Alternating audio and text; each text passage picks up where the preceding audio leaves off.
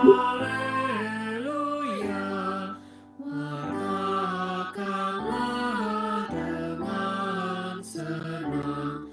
Haleluya,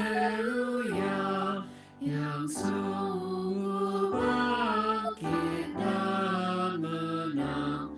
Haleluya, haleluya, haleluya.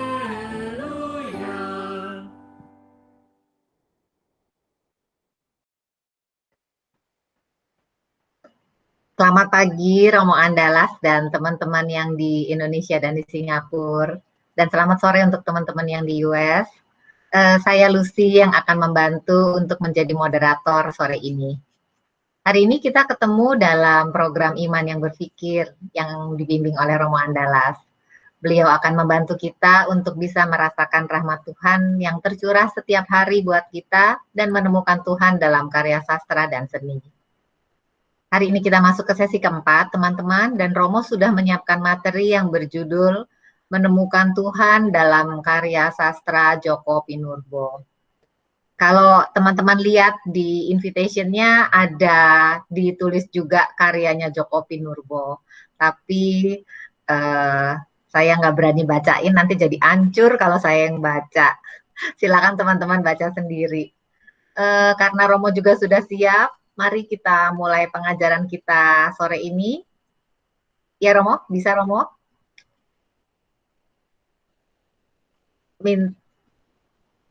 Minta tolong Romo buka dulu dengan doa pembuka Romo ya, tapi suara Romo belum kedengeran barusan. Terima kasih Romo. Oke, rekan-rekan, mari kita berdoa demi nama Bapa dan Putra dan Roh Kudus. Amin. Tuhan, Engkau bersabda di dalam kitab suci, dan suaramu berkumandang untuk kami dengarkan, untuk kami wartakan. Dan kami bersyukur di antara kami, umat-Mu, ada banyak penyair yang berusaha untuk menerjemahkan pesan-Mu untuk dunia kami sekarang. Salah satunya adalah Mas Djoko Pinurbo. Kami mohon agar Engkau menyertai kami dan juga pembicaraan kami, sehingga sabda-Mu yang ada dalam karya sastra boleh kami dengarkan pada pagi hari ini. Doa ini kami haturkan kepadamu dengan perantaraan Kristus, Tuhan dan pengantara kami. Amin. Demi nama Bapa dan Putra dan Roh Kudus. Amin. Oke, rekan-rekan, dimanapun Anda berada, ini ada, saya kira beberapa teman dari Indonesia atau dari luar negeri ya, ini ya, ada Romo Riki Misi ya, CSSR, dan beberapa teman yang lain. Selamat datang di sesi Iman yang Berpikir ini. Buat teman-teman yang baru gabung, kita beri highlights ya. Minggu lalu kita ngapain aja? Minggu lalu kita berlatih ya, menemukan kehadiran Tuhan di tempat-tempat yang sangat familiar dengan hidup kita. Kita berusaha untuk melihat di bagian-bagian rumah mana Tuhan itu lebih mudah kita temukan. Ada yang cerita di shower room ya, di kamar mandi, di WC, ada yang di kebun, ada yang di tempat tidur, ada yang dalam diri pribadi yang kita layani di rumah, orang tua kita, anak-anak kita, pasangan hidup kita, di ruang makan. Ada banyak ruang yang oleh Mas Djoko Pinurbo ini adalah ruang-ruang di rumah yang seringkali kita abaikan.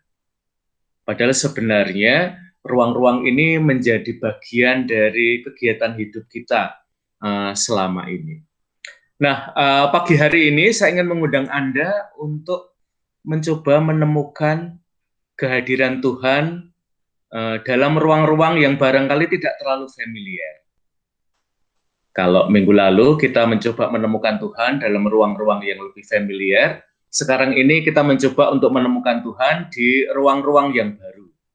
Apakah ada ruang-ruang baru di mana Anda bisa menemukan kehadiran Tuhan? Nah, nanti kita akan bareng-bareng belajar dari Mas Joko Pinurbo, seorang penyair yang mungkin untuk di US masih perlu kita kenal ya. Tapi di Indonesia sekarang ini banyak menarik, terutama orang-orang muda. Banyak yang menanti sekali ya penyair ini. Nah, tadi Lucy sudah agak malu-malu ya untuk membaca puisi ya, meskipun saya yakin ya Lucy deklamator yang baik ya. Saya malah sebenarnya jadi malu ya untuk baca. Ada salah satu puisi yang ingin saya baca pagi hari ini, teman-teman. Judulnya adalah Kamus Kecil dari Joko Pinurbo. Saya dibesarkan oleh bahasa Indonesia yang pintar dan lucu, walau kadang rumit dan membingungkan. Ia mengajari saya cara mengarang ilmu, sehingga saya tahu bahwa sumber segala kisah adalah kasih. Bahwa ingin berawal dari angan, bahwa ibu tak pernah kehilangan iba, bahwa segala yang baik akan berbiak, bahwa orang ramah tidak mudah marah, bahwa untuk menjadi gagah kau harus menjadi gigih, bahwa seorang bintang harus tahan banting, bahwa orang lebih takut kepada hantu ketimbang kepada Tuhan, bahwa pemurung tidak pernah merasa gembira, sedangkan pemulung tidak pernah merasa gembira, bahwa orang putus asa suka memanggil asu, bahwa lidah memang pandai berdalih, bahwa kelewat paham bisa berakibat hampa, bahwa amin yang terbuat dari iman menjadikan kau merasa aman. Bahasa Indonesiaku yang gundah membawaku ke sebuah paragraf yang merindukan bau tubuhmu. Malam merangkai kita menjadi kalimat majemuk yang hangat, di mana kau induk kalimat dan aku anak kalimat. Ketika induk kalimat bilang pulang, anak kalimat paham bahwa pulang adalah masuk ke dalam palung, ruang penuh raung. Segala kenang tertidur di dalam kening. Ketika akhirnya matamu mati, kita sudah menjadi kalimat tunggal yang ingin tetap tinggal dan berharap tidak ada yang bakal tanggal. Joko Pinurbo, Kamus Kecil. Nah, rekan-rekan, ini salah satu keistimewaan seorang penyair ya. Dia bisa mendekatkan kata-kata yang penuh rhyme ya, penuh rima ya. Pulang, palung, raung, ruang, ya, lalu bintang, banting, ramah, marah, dan seterusnya ya. Nah, ini salah satu keistimewaan dari seorang penyair. Dan yang istimewa dari Joko Pinurbo, ini untuk highlights ya pertemuan kita minggu yang lalu, adalah Joko Pinurbo ini menggunakan kalimat-kalimat yang ada di sekitar rumah, di dalam rumah. Sehingga ini menjadikan sastra itu dekat dengan hidup kita sehari-hari. Jadi sastra itu bukan sesuatu yang seperti orang melamun lalu menuliskannya ya, tetapi orang sungguh-sungguh menghidupi kehidupannya sehari-hari dan kemudian merefleksikannya. Minggu lalu juga kita sudah belajar bahwa ketika seseorang menulis puisi, Joko Pinurbo mengajak kita untuk mulai dari kita punya waktu untuk duduk. lalu kita memilih waktu, kita memilih tempat untuk duduk. Nah, dan masyarakat kita sebenarnya adalah masyarakat yang kurang bisa duduk ya. Jadi hidup kita itu mobile dari satu tempat ke tempat yang lain ya. Apalagi untuk Lucy dan teman-teman di Jakarta ya. Itu kayaknya apa? Setiap hari itu hidup kita itu mobile aja ya, dari satu tempat ke tempat lain ya. Mungkin selama masa pandemi ini hidup Anda menjadi lebih slow ya. Mungkin ruang di mana Anda mobile sekarang ini jauh lebih terbatas, dan mudah-mudahan terutama ketika Anda itu lebih banyak ada di rumah, lalu Anda bisa duduk ya, Anda bisa bercengkerama dengan pribadi-pribadi yang dekat hidup Anda, dan bahkan akhirnya sebagaimana dikatakan oleh Paus Fransiskus adalah rumah adalah tempat terdekat Anda menjumpai Allah.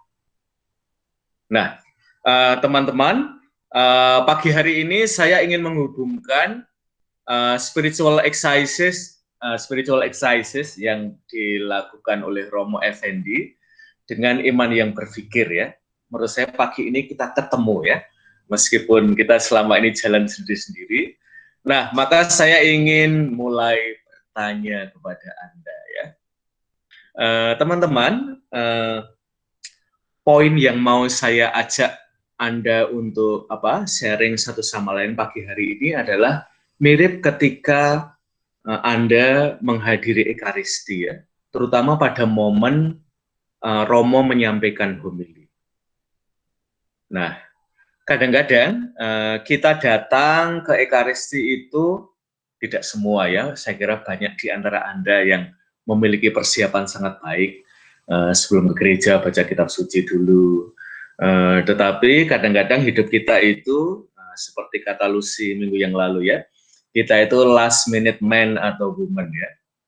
Jadi kita itu serabutan ya, menit-menit terakhir ya, apa yang mau dibawa, dan biasanya banyak yang ketinggalan ya kalau kita itu agak last minute gitu ya, sehingga mungkin kadang-kadang kita baru bisa ya sampai pada keheningan itu ketika kita sudah duduk di dalam gereja.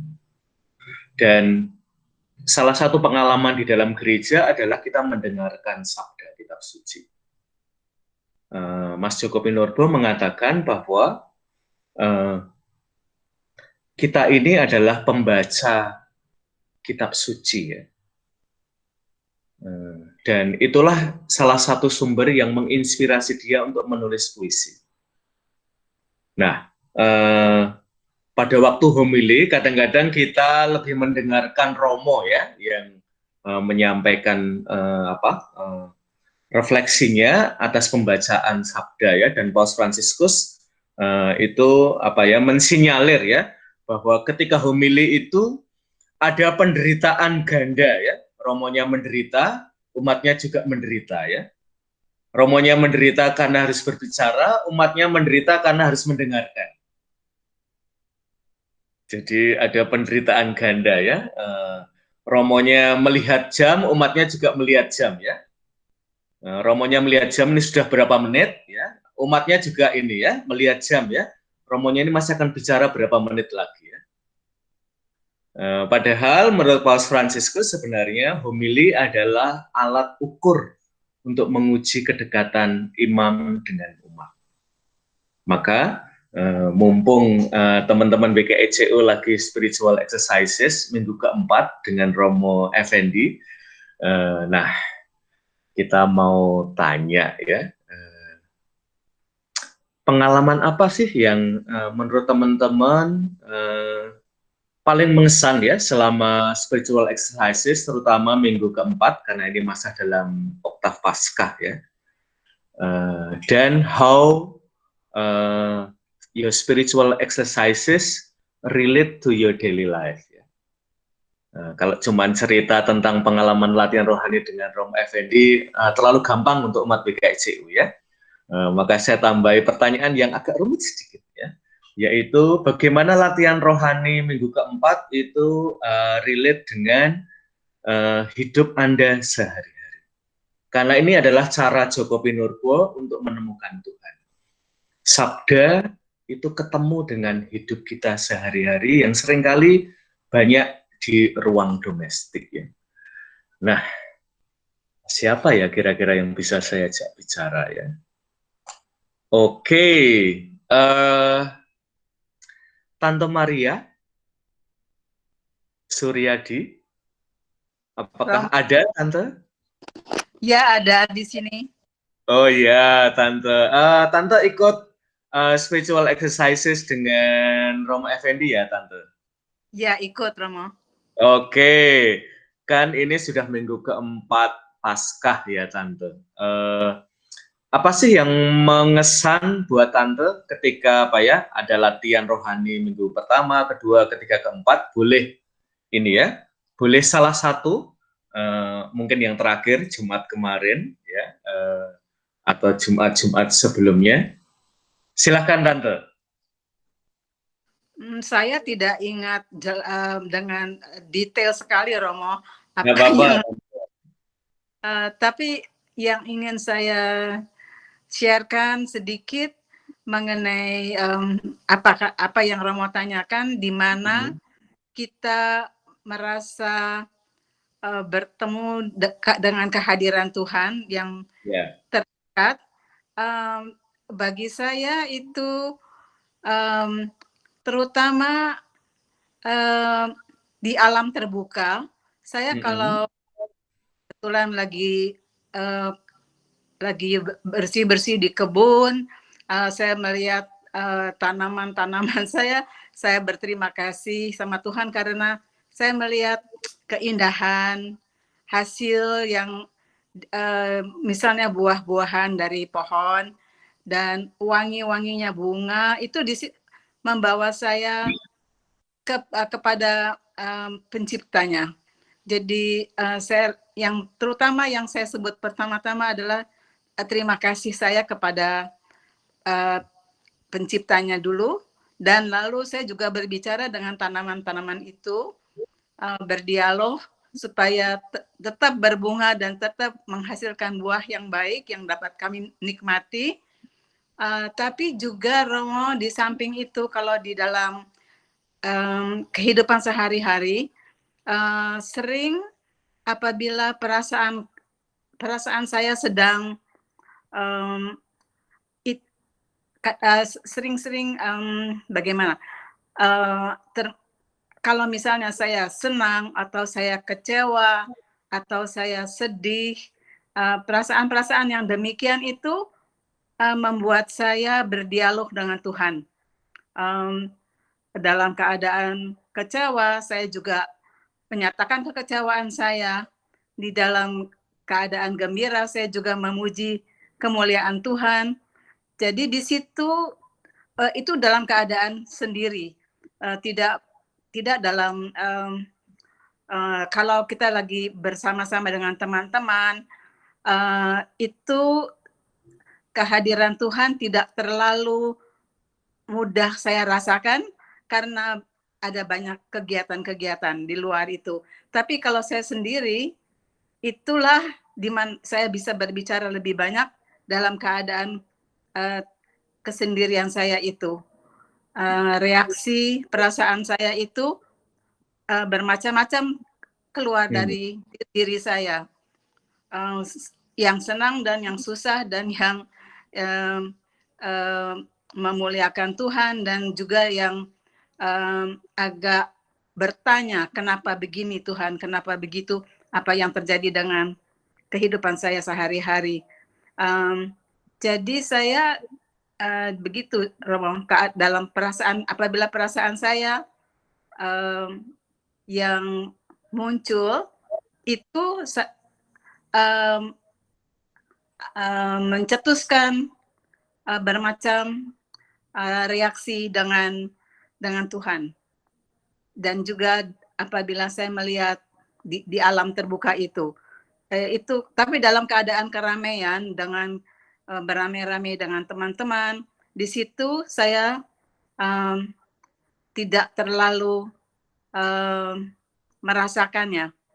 Hanya apabila saya sendiri dan saya tenang, di situ saya bisa berbicara banyak. Terima kasih Tante Maria ya. Ini pengalaman saya ya, kalau dulu setiap kali ke gereja itu saya biasanya satu mobil dengan Om dan Tante ya. Dan sangat menarik ya, pembicaraannya itu di sekitar ruang domestik ya, dapur, makanan, lalu kebun ya, terutama untuk tante-tante dan om-om yang suka berkebun ya. Jadi pembicaraan itu soal rumput ya, ilalang, bunga, buah ya. Sementara saya sendiri karena hidup saya itu ya sibuk ya, seperti orang-orang Jakarta ya. Jadi apa ya, merawat apa ya, pohon kecil ya, bunga kecil di kamar aja mati ya, karena lupa diairi ya. Tapi Om dan Tante itu bisa menemukan ya, salah satu cara kita berjumpa dengan Tuhan, selain kita memang berkomunikasi dengan Tuhan secara langsung, atau kita bisa berjumpa dengan Tuhan dalam diri sesama, saya kira pengalaman banyak keluarga, apalagi yang sudah memasuki usia lansia ya, di mana kegiatannya ada di sekitar rumah, itu adalah menemukan kehadiran Tuhan dalam alam. Finding God in nature ya, juga finding God in all things. Tadi Tante Maria sharing ya, barangkali perjumpaan dengan manusia ini lebih complicated ya, daripada perjumpaan dengan alam. Tadi Tante Maria dengan sangat indah sekali men-sharingkan bagaimana relasi dengan alam itu menjadi semakin seperti relasi dengan manusia. Kita bisa ngobrol ya, kita bisa chatting with ya, nature ya. Padahal kan percakapannya yang satu omong ya, yang lain kan tidak bisa omong balik ya. Nah, tetapi istimewanya ya, karena sudah terjalin connections di antara kita, bahkan intimacy ya dengan alam, sehingga alam itu apa ya, bisa kita bayangkan sedang berbicara dengan kita ya. Maka seringkali nanti silahkan dicek ya di tempatnya Tante Maria, mungkin buahnya lebih gede-gede ya, karena tanaman yang bisa diajak bicara itu biasanya lebih fruitful ya. Jadi itu ya. Jadi menurut saya ini juga istimewa. Jadi latihan rohani minggu keempat itu adalah contemplatio ad amorem ya. Kontemplasi untuk mendapatkan cinta.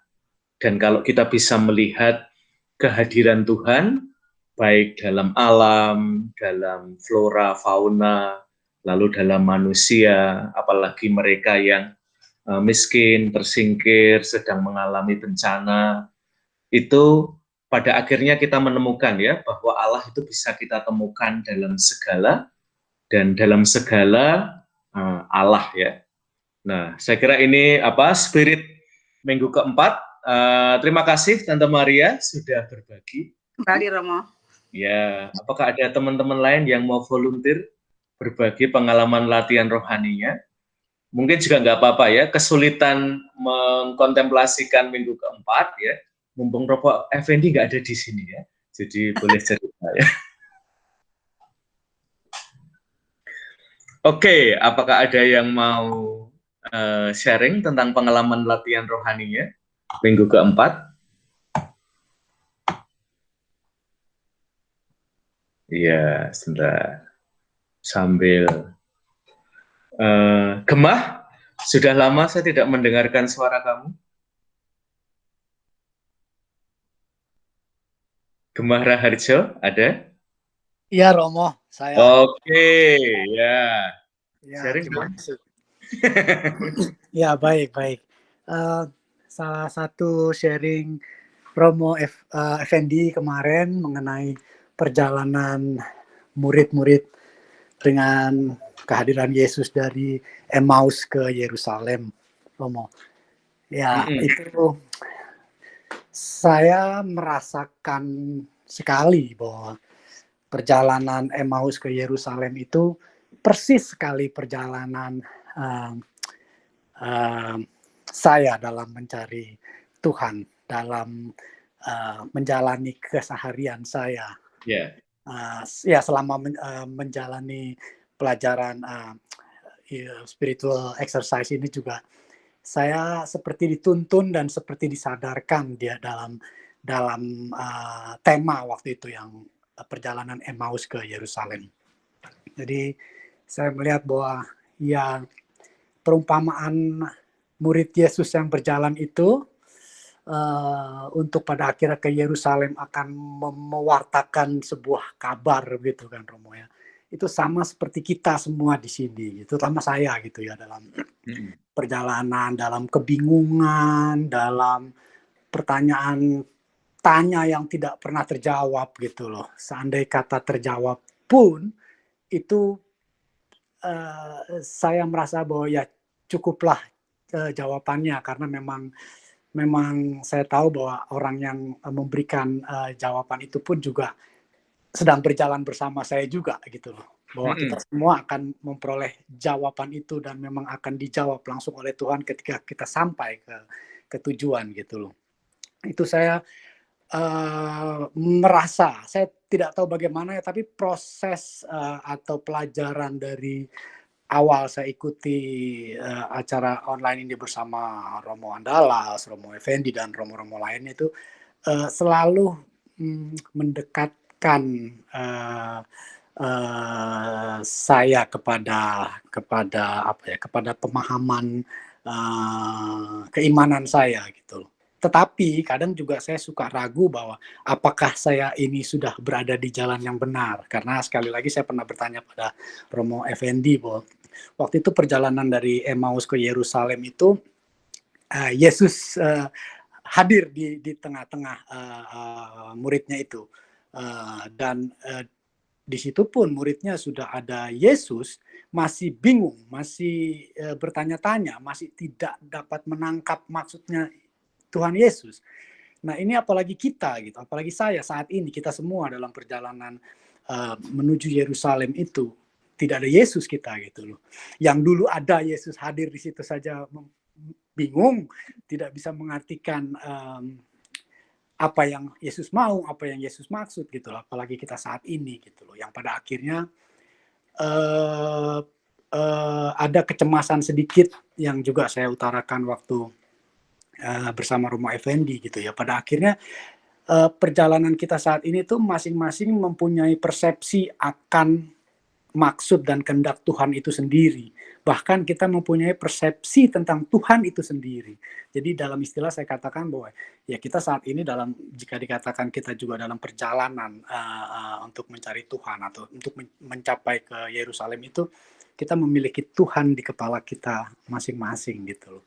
Yang pada akhirnya ya jujur saja kadang apa yang saya pahami tentang Yesus itu sangat amat berbeda, bisa 180 derajat dan sangat amat masing-masing merasa bahwa ya itu yang menurut saya yang saya tangkap itu, yang ini bilang itu yang saya tangkap itu yang saya tangkap. Nah, di balik itu sekalipun itu jujur aja Romo menjadi keraguan bagi saya karena saya berpikir ketika saya mendapat pemahaman A, tiba-tiba kok saya melihat orang ini dengan keyakinannya merasa benar tapi dia B, sementara yang satu lagi dengan keyakinan benar dia C, jujur aja itu membuat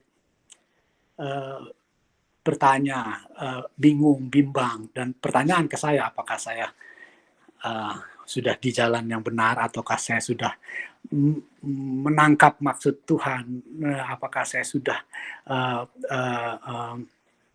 berada di jalan yang Tuhan mau begitu loh. Tapi memang pada akhirnya kalau melihat akhir dari ujung sampai ke Yerusalem itu kita mewartakan kabar dari segala hal tentang kebenaran Tuhan ya pada akhirnya itulah apa yang kita pahami, apa yang kita yakini dan apa yang kita rasakan bahwa ini yang Tuhan mau untuk kita, untuk saya dalam arti ini bahwa ya sudah cukup itu gitu loh Romo. Jadi membuat saya tidak ada keraguan lagi ketika saya melihat bahwa seperti tadi saya bilang saya berjalan bersama murid-murid Yesus yang lain, tapi mereka punya perbedaan pendapat, pandangan dengan saya pikir bahwa bukan itu tujuan saya menyatukan pandangan dan pemahaman keimanan seorang ketika sampai ke Yerusalem, tapi adalah tujuannya bagaimana saya memahami tentang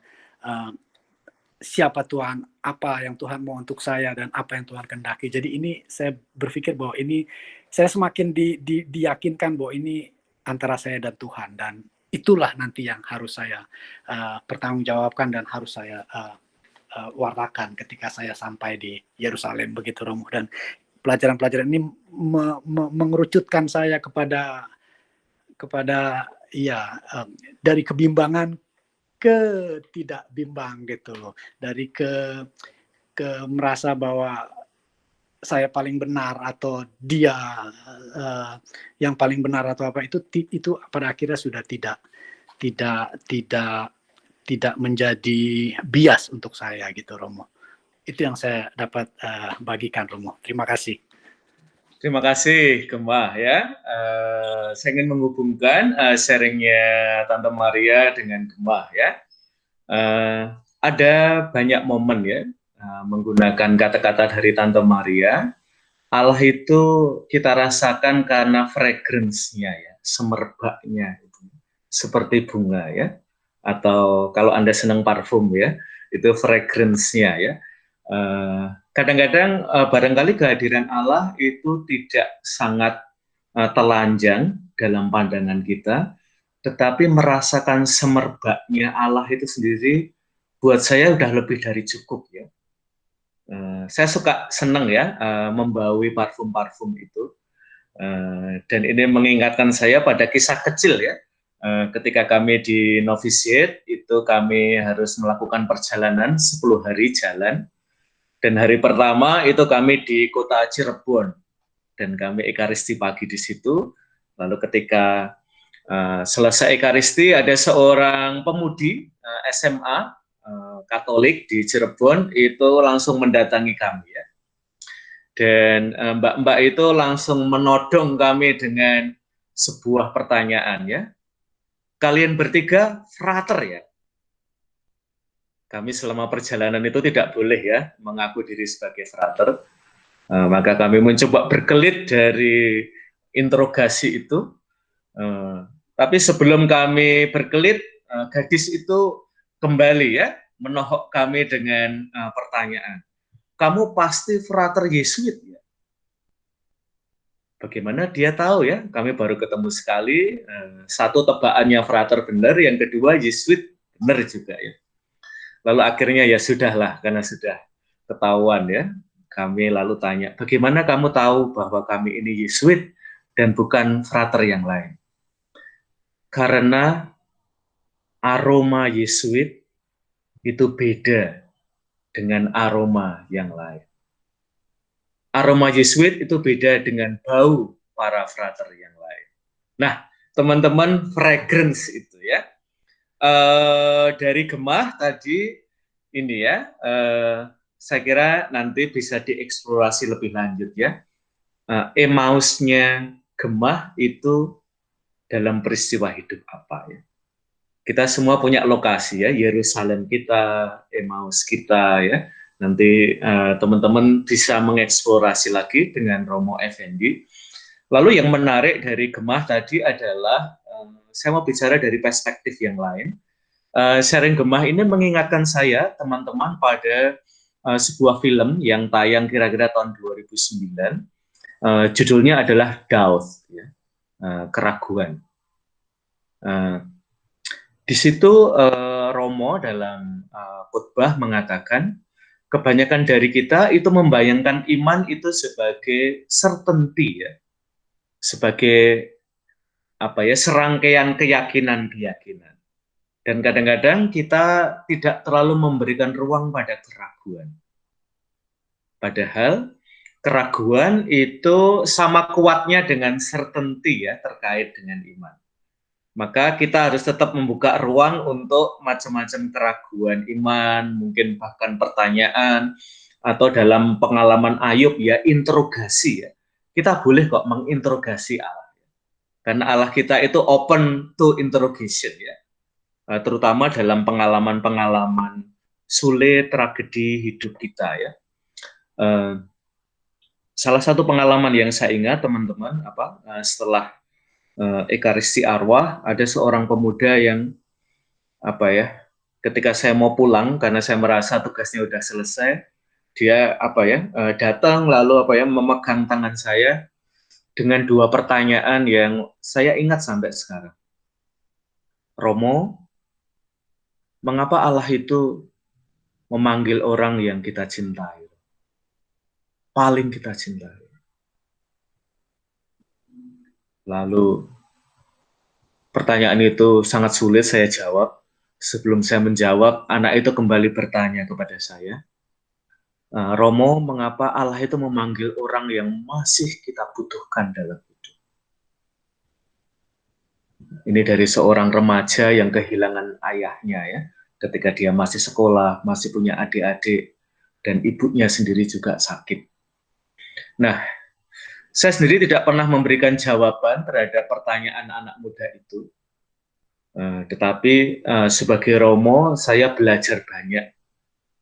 Mungkin dalam banyak kesempatan Ekaristi Arwah, saya harus lebih mendengarkan ya pertanyaan-pertanyaan mereka, gugatan mereka, daripada memberikan banyak certainty iman ya pada masa seperti itu. Oke, rekan-rekan, ini kita sudah setengah jalan. Nanti setelah ini kita akan membuka ruang bagi Anda yang mau sharing. Nah, sekarang saya ingin meminta teman-teman di ini WKICU yang run acara ini untuk menampilkan salah satu video yang sudah saya siapkan. Silahkan Lia, yang judulnya adalah Tenang ya. Silahkan.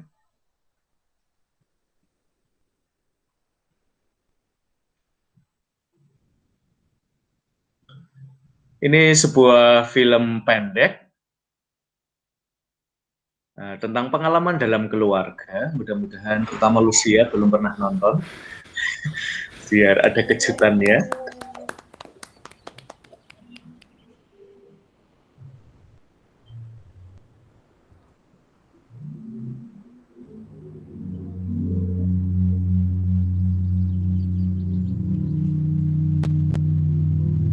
Bu, iya Gus.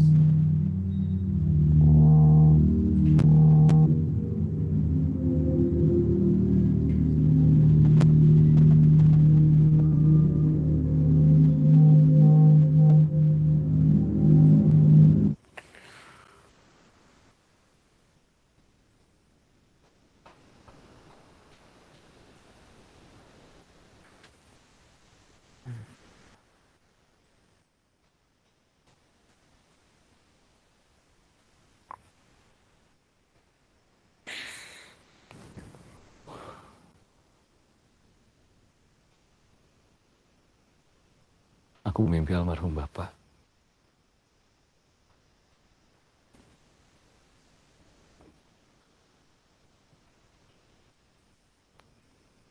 Di mimpi tadi Bapak nggak ada suaranya.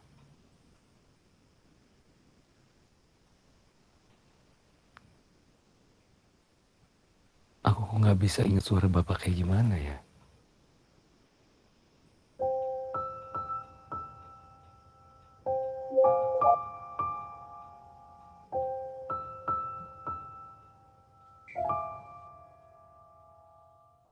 Dialog dini hari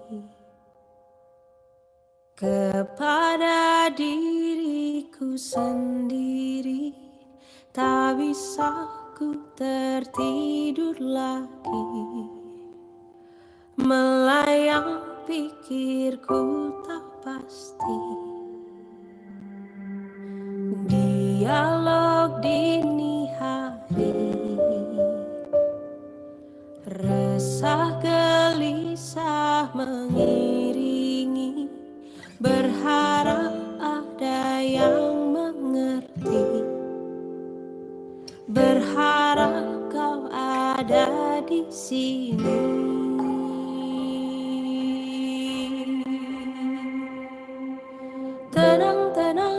tak kunjung datang, menanti-nanti cahayamu, beri aku petunjukmu. Tenang-tenang, oh datanglah tenang hari ini.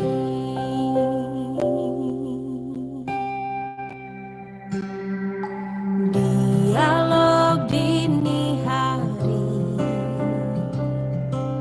resah gelisah mengiringi, berharap ada yang mengerti, berharap kau ada di sini.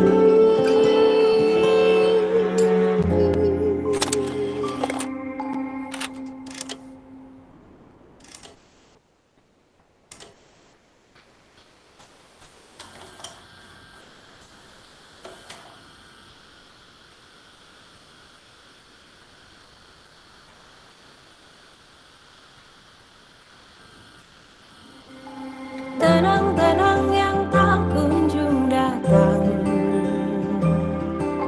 menanti-nanti cahayamu, beri aku petunjukmu. Kadang-kadang kelam Ini mau ditinggal apa ditunggu? menghampiri. Saya tinggal aja deh. Tinggal ya? Nanti paling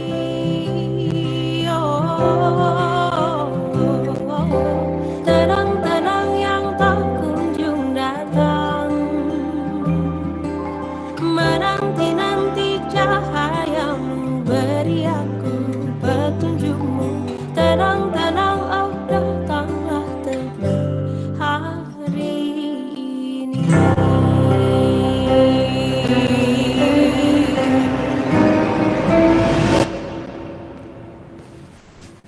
gimana Mas?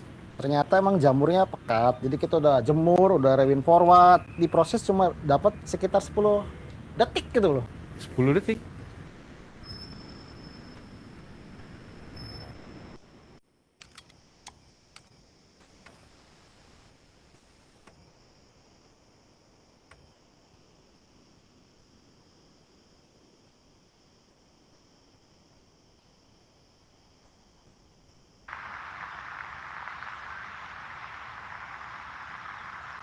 Bisa, Gus.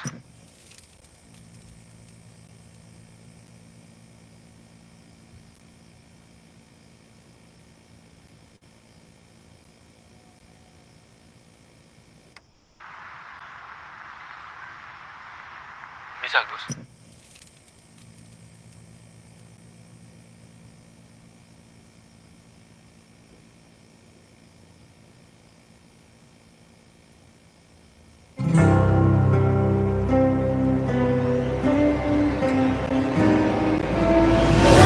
Tenang yang tak kunjung datang, menanti-nanti cahayamu, beri aku petunjukmu. Kadang-kadang kelam ini datang menghampiri.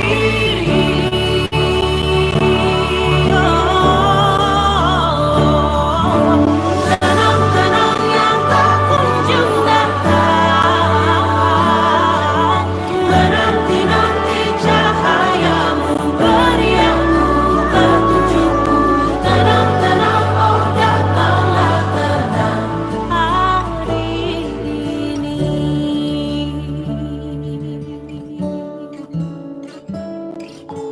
Jauhkan ku dari sedih itu, aku merindu padamu.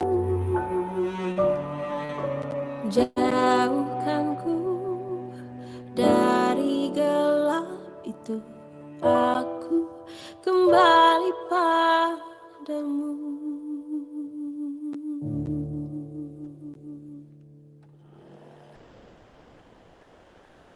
Bisa, Gus.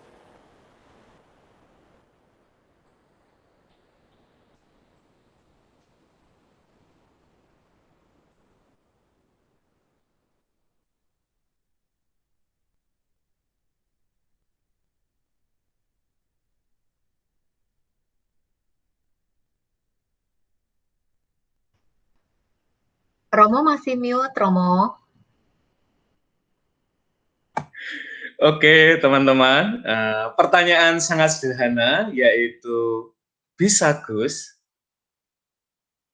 kalimat yang dia punya pengalaman lupa ya atas suara ayahnya, dan ketika dia ingat kembali bagaimana warna suara ayahnya, saya tadi bilang fragrance-nya ya, semerbaknya suara ayahnya, itu lalu bisa membuka seluruh pengalaman yang lain ya.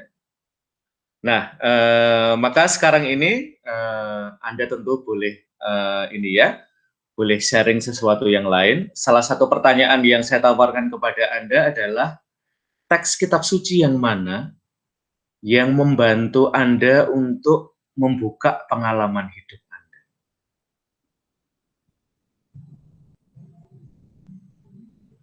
Oke, apakah ada yang mau sharing, mau berbagi? Tentu bertanya juga boleh. Silahkan Lucy untuk ditawarkan kepada teman-teman di PKICU. Baik Romo, sebelum sharing, mungkin teman-teman bisa sambil memikirkan pertanyaan Romo tadi. Kita minta waktu sebentar Romo buat pengumuman dari panitia. Silakan Lia atau Lia.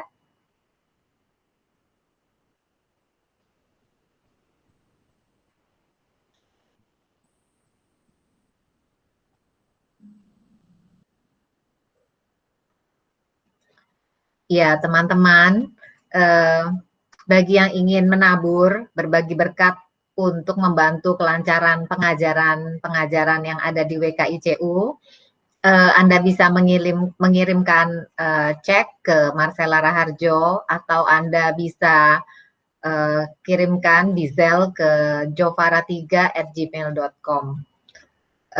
Semua taburan yang teman-teman telah berikan selama ini sangat membantu, dan kami semua mengucapkan terima kasih banyak. Ya, Tia, thank you.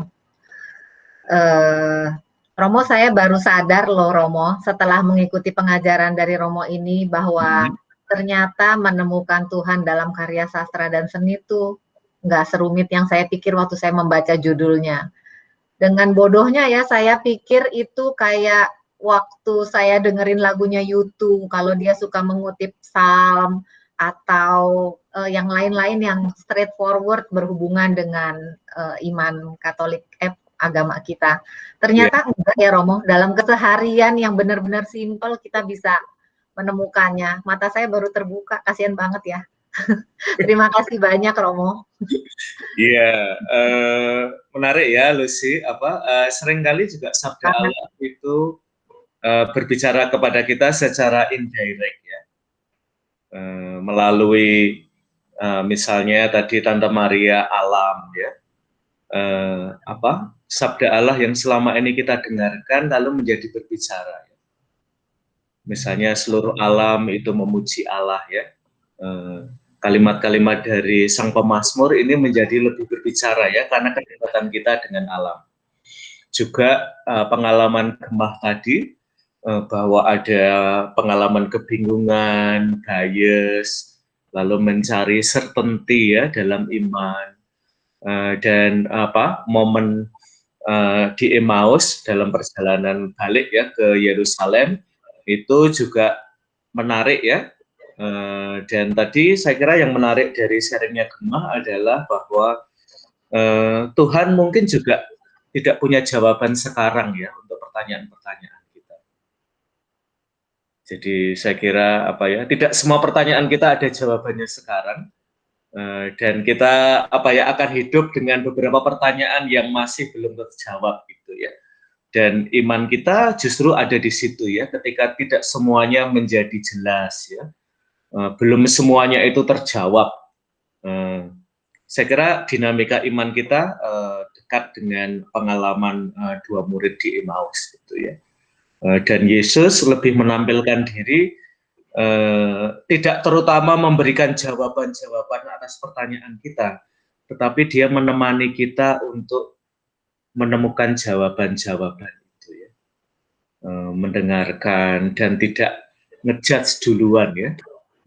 Tuhan dalam peristiwa Emmaus adalah Tuhan yang mau mendengarkan kita dan open ya dengan gagasan yang ada di dalam diri kita. Dan tadi saya kira juga kata kunci yang disampaikan oleh Gemah adalah iman itu berangsur-angsur pulih ya dalam diri dua orang murid di Emmaus. Saya kira itu Lucy ya untuk menyambung sharingnya Lucy juga. Iya Romo, benar-benar full sesi kali ini. Silakan teman-teman yang mau sharing. Silakan, Ikhwan. Silakan. Susilo. Silakan, Susilo. Gini ya, saya dalam kaitan dengan sastra, saya pernah ada suatu verse dari sastra itu bahwa dibilang begini, truth is simple and beautiful. Ya, kalau kita change truth ini God itu simple and beautiful. Yeah. Nah ini yang kadang-kadang orang lupakan, simplicity-nya sama keindahannya. Nah kalau saya lihat dalam katekese itu kan pada awal-awal dibilang begini, cara mengenal Tuhan bertiga. Satu yang tadi Santa Maria bilang kan, daripada kekaguman kita pada alam. Itu ya. Satu. Kedua, daripada kebaikan yang kita lihat daripada orang-orang di sekitar kita. Yeah. Whatever their religion is, whatever their faith is, itu doesn't matter. Dan yang ketiga baru dari wahyu, dari kitab suci. Nah, itu dari ketiga hal itu setiap orang berbeda. Tapi kalau secara runut itu harusnya begitu, karena dulu kan belum ada agama. Ya, kalau kita lihat sejarah manusia itu pertama kan dia Traumdeutung and Faszinans, ya, awesome. Nah itu pada saat kita orang purba kan, tentu ada petir datang. Nah itu dia aduh kaget, ada sesuatu yang supernatural yang lebih tinggi, yang lebih berkuasa dari diri. Kedua, di masa-masa primitif, mereka kita lihat ibu yang sangat melindungi anaknya, melindungi kliennya dari ancaman-ancaman dari luar. Terus kebaikannya mau berbagi, kayak yang lelaki bisa berburu pulang, hewannya itu dibagi-bagi kepada semua orang. Jadi kebaikan dari semua orang. Dan lama-kelamaan baru timbul yang dari wahyu. Sebabnya timbul wahyu itu mungkin 1-2 ini nggak berjalan dengan baik. Jadi dari 3 hal itu saya mempunyai kriteria. Kriteria itu ya, yang duluan dari mana saya bisa elaborate itu tergantung dari yang saya bilang tadi. God is simple and beautiful. Truth, kalau saya anggap ya, truth is simple and beautiful. Nah kadang-kadang orang untuk mengetahui truth itu dia bikin hidup nggak simple gitu. Nah ini saya tertarik pada yang tadi saya nggak tahu siapa yang bilang itu di dalam simplicity, maksudnya apa? Di dalam cuci piring, yang tadi saya lupa siapa yang bilang tadi ya. Di dalam kita berkebun ya, itu kita menemukan bukan hal-hal yang wah, yang luar biasa, yang memerlukan kontemplasi atau meditasi. Ya, di dalam simplicity kadang-kadang kita menemukan Tuhan. Ya, jadi setiap misalnya minum pun bisa simple, masak bisa simple, tapi kalau kita kerja dengan sepenuh hati, itu kita bisa menemukan Tuhan di sana. Nah, terus kedua dalam kaitan dengan sastra, beautiful. Orang yang peka terhadap keindahan itu jalan ke arah Tuhan itu akan lebih dekat. Contohnya syair. Ya. Kalau kita baca syair-syair itu luar biasa. Ya. Karena dia mengatasi pemikiran yang linear sama mengatasi bahasa yang dipakai sehari-hari. Contohnya begini, kalau kita lihat syair ya, dengan melihat bunga mawar aja itu bisa terangkai syair yang indah sekali. Jadi kepekaan akan keindahan itu adalah salah satu jalan menuju Tuhan.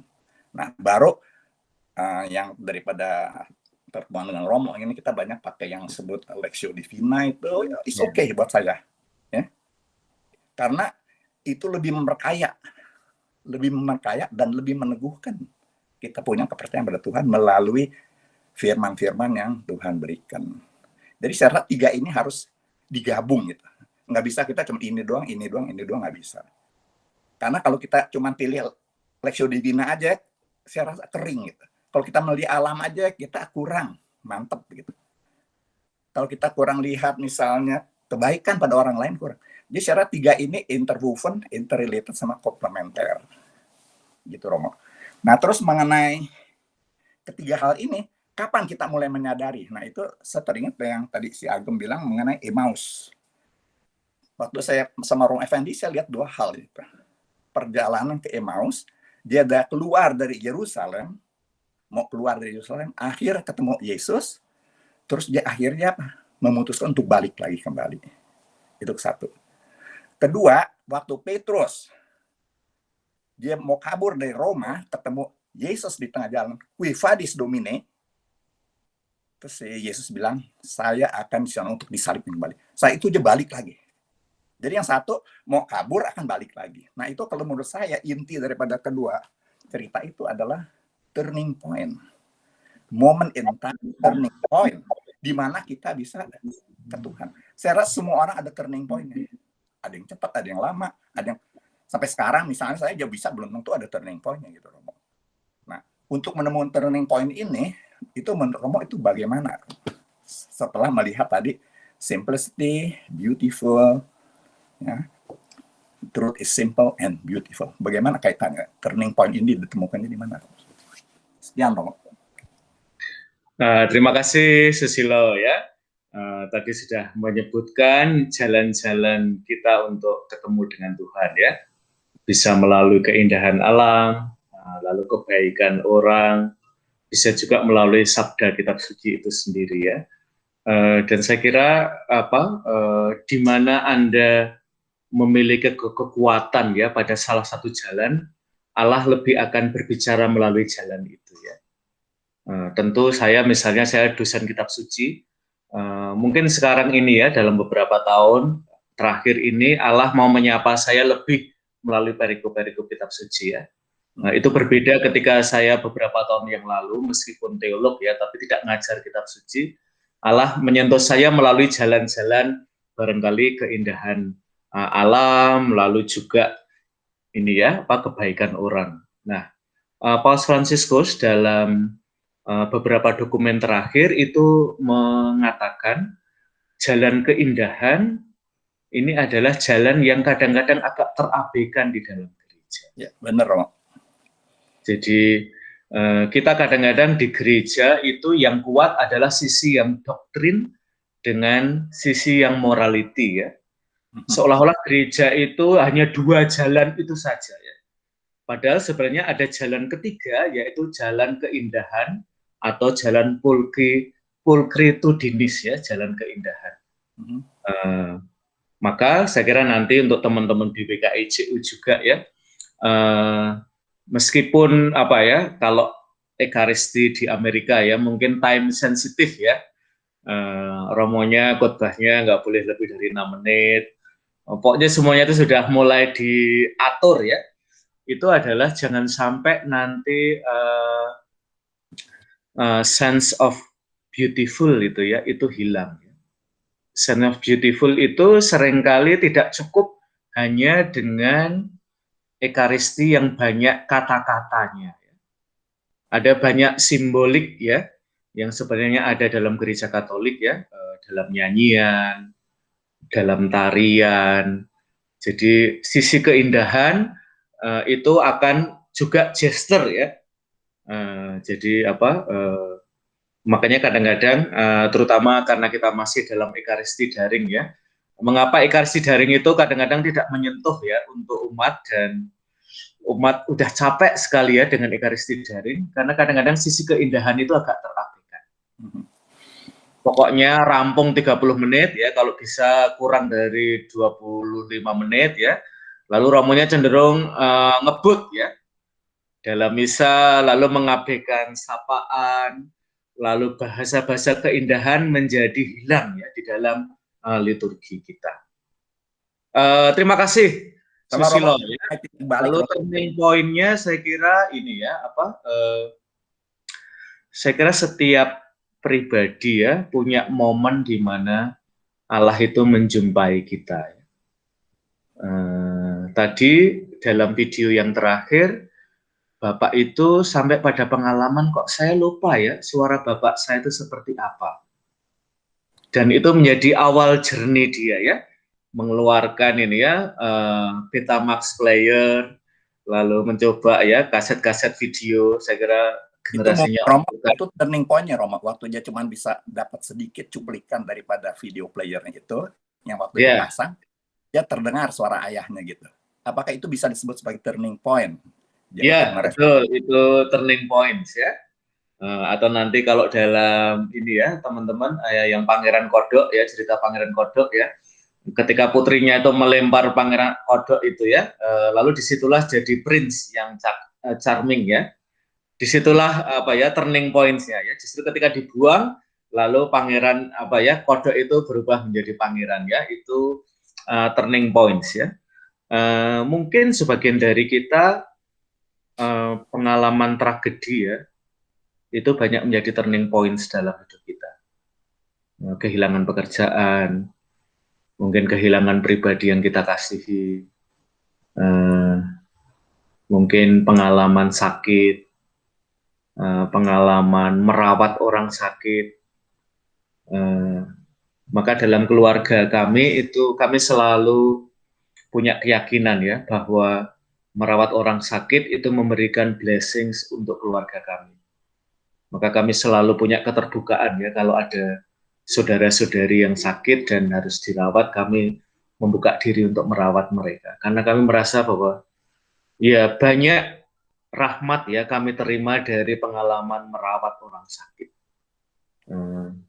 Itu yang apa ya banyak memberi turning points ya untuk iman kita, dan apa pada akhirnya kami mengalami ya rumah adalah ya hospital terdekat bagi dia yang sakit.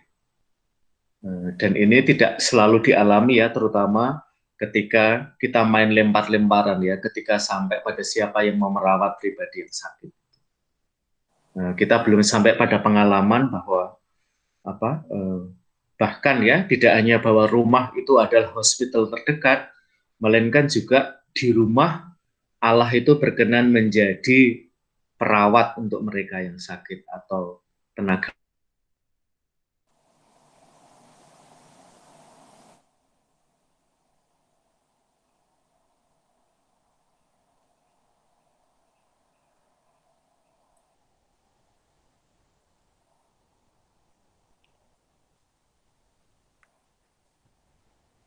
Itu ya sih yang bisa saya berikan.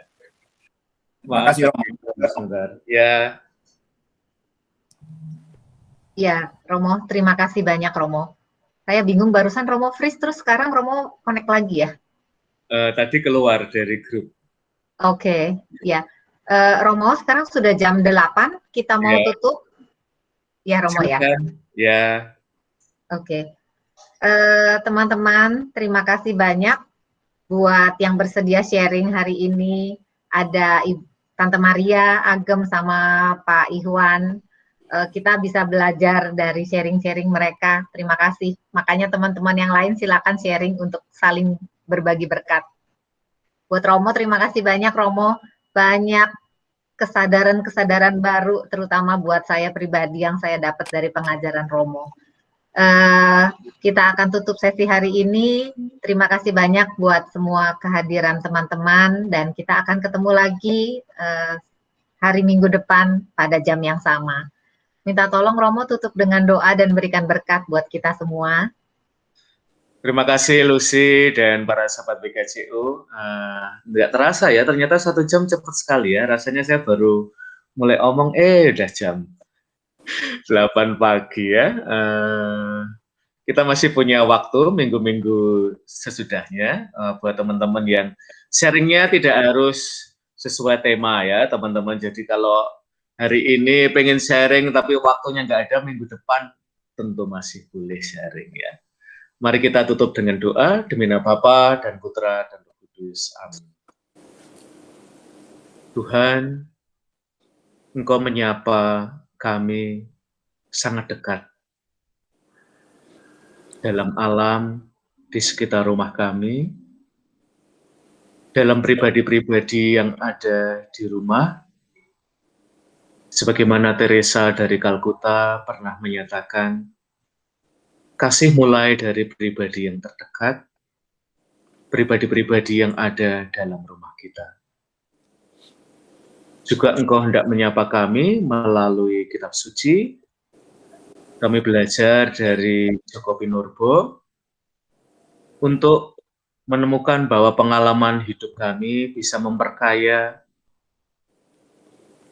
konten kitab suci yang kami baca. Sebagaimana juga pewahyuan-Mu dalam kitab suci bisa memperkaya hidup kami.